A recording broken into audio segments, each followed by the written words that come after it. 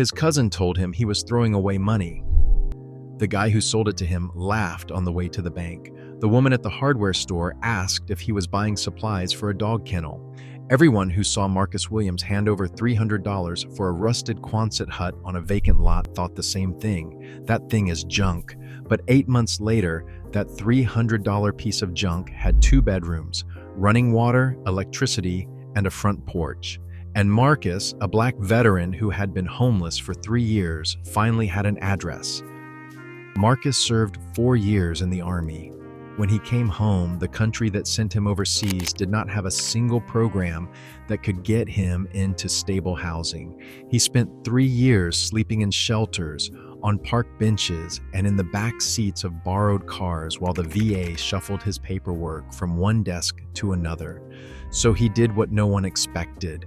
He built his own home out of something everyone else called garbage. Nobody was paying attention to Marcus back in those days. He was just another face at the shelter, another man standing in line for a meal at the community kitchen downtown, the kind of person you walk past without making eye contact. Invisibility nearly destroyed him, but it also meant that when he'd started building on a vacant lot in an industrial stretch of road that nobody cared about, not a single person showed up to tell him he could not. It was late October, getting colder every night, and Marcus had been walking along that stretch of road near an old industrial area when he spotted it, a rusted arch peeking out above a line of overgrown bushes, a Quonset hut. If you don't know what that is, the short version is this. During World War II, the Navy needed portable shelters that soldiers with no construction training could assemble anywhere on Earth. So they designed a semicircular arch made of corrugated steel panels that bolt together into a tunnel-shaped building with no internal supports. Just one continuous curve of galvanized metal. The military built roughly 170,000 of them. After the war, they sold the surplus to returning veterans for a few $100s each.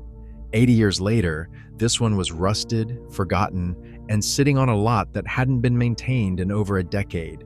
Anyone else would have seen scrap metal. Marcus saw square footage. The lot was abandoned. Chain-link fencing around the perimeter had collapsed in sections.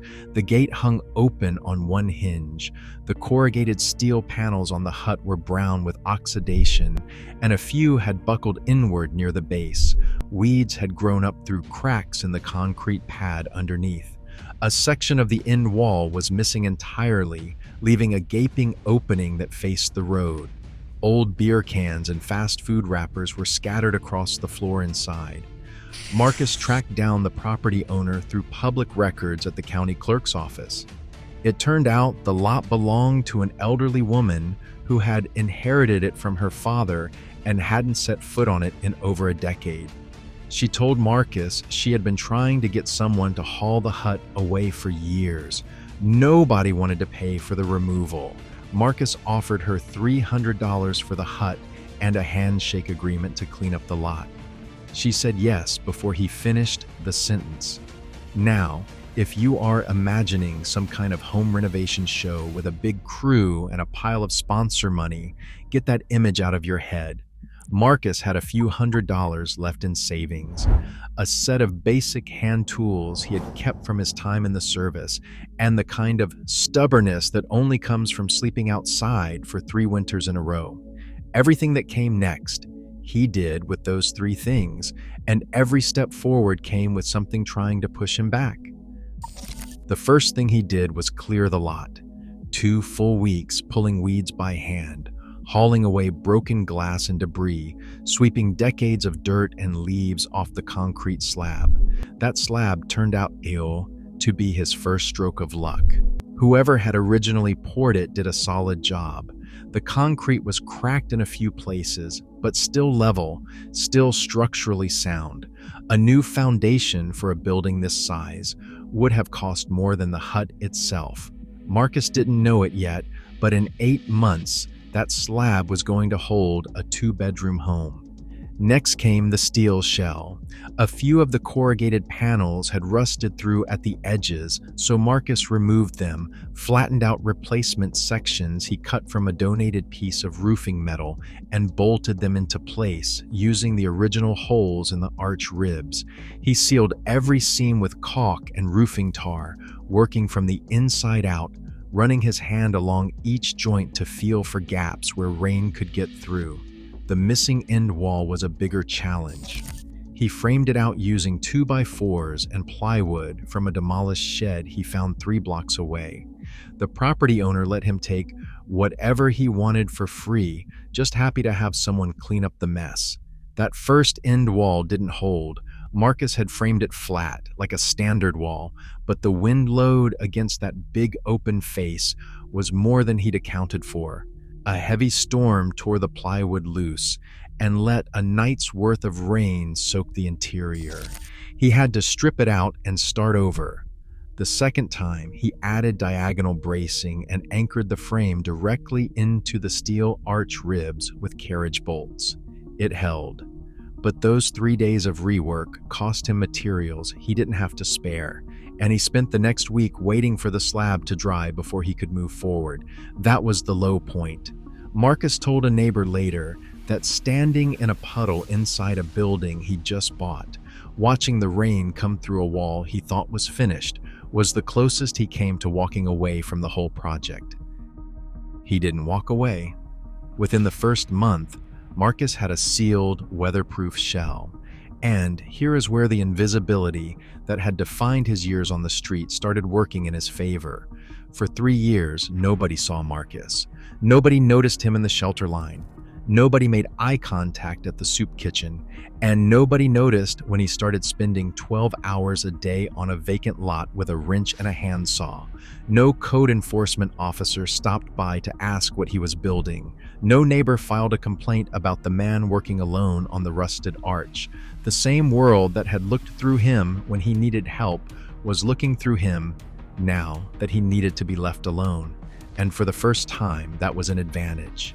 That first night he slept inside the sealed hut on a sleeping bag on the bare concrete was the first time in 3 years he had fallen asleep without listening for footsteps.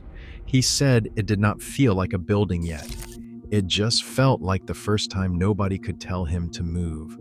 But a sealed shell is not a home. And the next problem was one that has killed Quonset hut conversions far more expensive than this one: insulation. The curved walls do not play nice with standard fiberglass bats.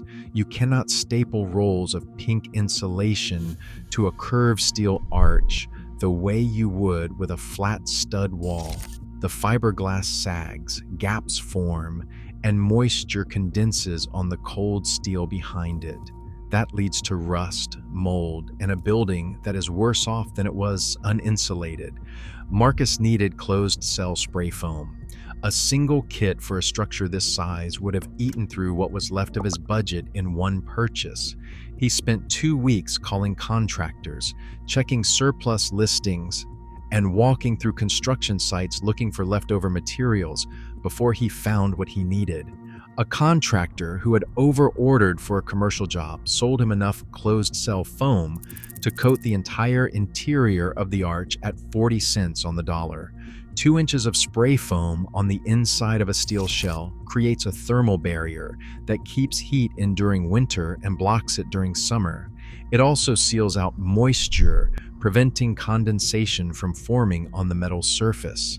The hut went from feeling like the inside of a tin can in August to feeling like an actual room you could sit in comfortably. That was the moment it stopped being a shelter and started becoming a house. After the insulation cured, Marcus started framing the interior, and this is where the Quonset hut design actually becomes an advantage instead of a limitation. Because the arch is self-supporting, no internal columns or beams were needed. The entire floor plan was wide open. Marcus had roughly 720 square feet to work with, about the size of a decent one-bedroom apartment, but instead of being chopped up by hallways and load-bearing walls, it was one continuous space he could divide however he wanted. He built a partition wall about 2/3 of the way back, creating a bedroom in the rear section and a combined living room and kitchen in the front. The curved walls meant he lost some headroom near the edges, so he placed the bed in the center of the back section where the ceiling was highest, and used the lower side areas for storage shelves.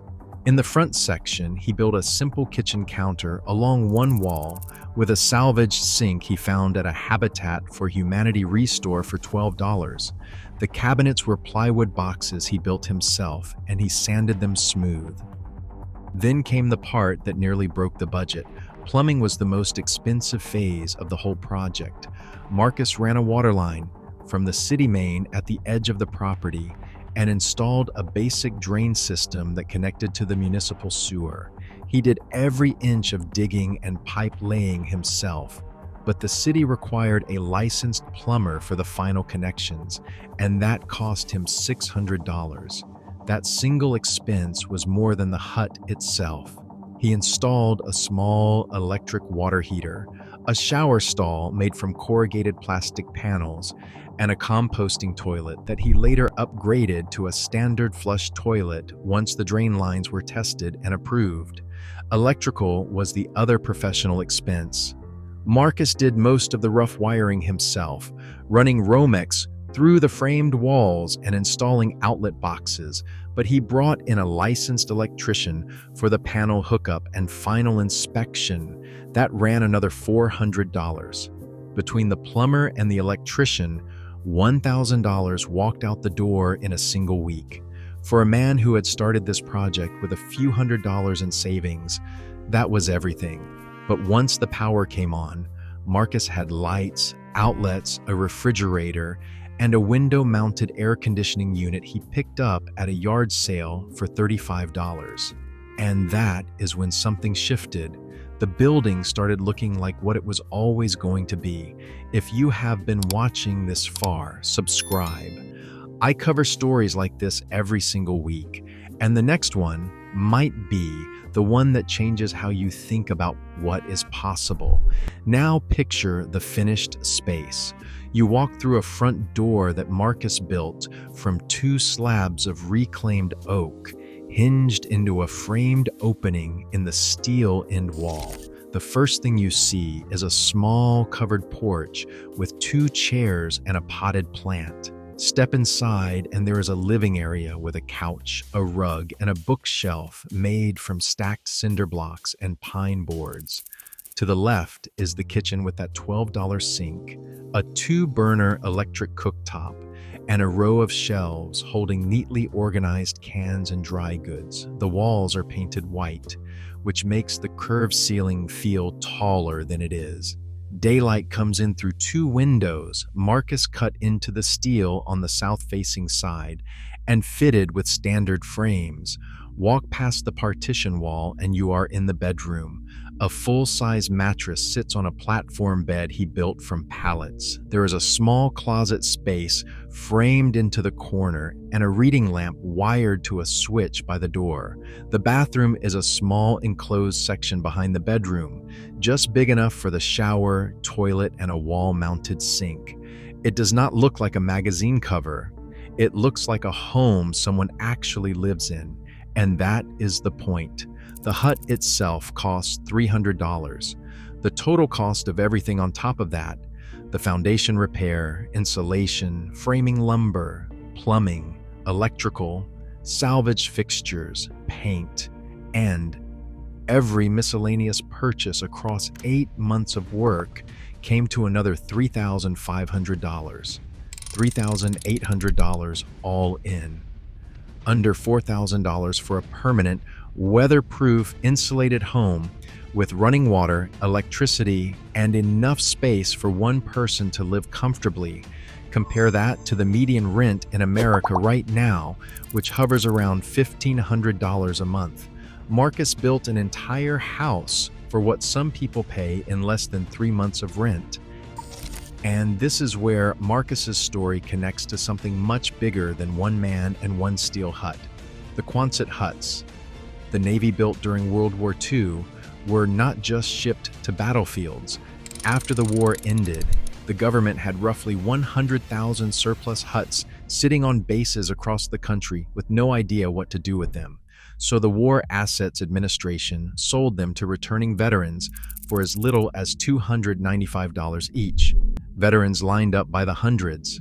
At Port Hueneme in California, 811 huts went up for sale, and 75% were claimed on the very first day by 600 veterans desperate for a roof over their heads. They were desperate because America was drowning in a housing crisis. 15 years of the Great Depression, followed by 4 years of wartime rationing, meant almost no new homes had been built since the early 1930s. The country needed 3.5 million new homes in 1946 alone. In New York City, Robert Moses proposed lining vacant lots in Brooklyn and Queens with rows of Quonset huts just to get soldiers off the streets. But the part of that story that almost never gets told is what happened to Black veterans. The GI Bill promised every returning soldier affordable mortgages and college education. On paper, it was the most generous veteran benefit program in American history. In practice, banks refused to approve mortgage applications from Black servicemen. Entire neighborhoods were drawn inside red lines on government maps, marking Black communities as too risky for investment. The same financial system that helped white veterans buy suburban homes told Black veterans there was nothing available. That wasn't 100 years ago. That was the 1940s and the 1950s, and the effects didn't disappear. They compounded across generations. Today, according to the Department of Veterans Affairs, Black veterans make up roughly 14% of the total veteran population in America, but they represent 31% of all homeless veterans, more than double what you'd expect if the system treated everyone equally. Marcus Williams is part of that statistic, or at least he was, because the system that was supposed to catch him after he served kept missing. So he picked up a rusted piece of military history that the whole neighborhood wanted hauled to a junkyard, and he turned it into the first real home he'd had in years. If you know someone who's struggling with housing, especially a veteran, there's a free resource called The Veteran's Blueprint that breaks down affordable options step by step. The link is in the description. It's worth passing along. And what makes this story bigger than Marcus is that the same type of structure he converted is still being manufactured today. Modern Quonset hut kits start at around $2,000 for a small model. A mid-size kit suitable for a single-person home runs between $5,000 and $8,000, delivered to your property in flat, packed panels. The steel arch design means you don't need heavy equipment or specialized labor. Over 75% of Quonset hut buyers assemble their own buildings.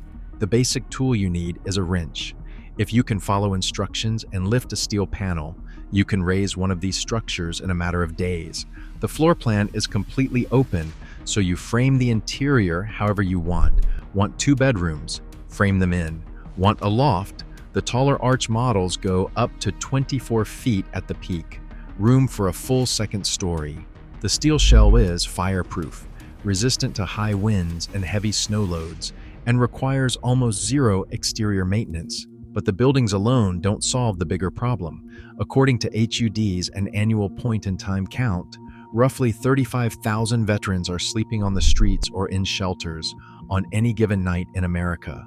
Veterans are 50% more likely to become homeless than the general population. The average homeless veteran spends nearly 6 years without stable housing, compared to 4 years for non-veterans. And for Black veterans, those numbers are worse. More than half of all homeless veterans in this country are African American or Hispanic. There are programs working on this. Tiny home villages built by groups like the Veterans Community Project in Kansas City, have reported roughly an 85% success rate in transitioning unhoused veterans into permanent housing. These programs prove that when you give a veteran a foundation and four walls, they build the rest on their own. But the programs can't reach everyone, and the government moves slowly. Marcus didn't wait. He didn't have money. He didn't have connections. He had the same skills the military gave him, a willingness to work with his hands, and the stubborn belief that he deserved to sleep indoors. The Quonset hut was designed in 1941 to shelter soldiers in the worst conditions on Earth. 80 years later, one of them is still doing exactly that, just not the way anyone expected. Marcus still lives in his Quonset hut today. He's added a small garden plot behind the building where he grows tomatoes, peppers, and collard greens during the summer months. He rebuilt the porch twice, upgrading from raw lumber to finished cedar planks he stained himself. There's a flag hanging by the front door. On warm evenings, he sits on that porch with a cup of coffee and watches the sunset bend across the curved steel roof above him. Last year, he helped 2 other veterans in his area start their own builds using surplus steel structures they found through online auctions and military salvage dealers. One of them paid even less than Marcus did.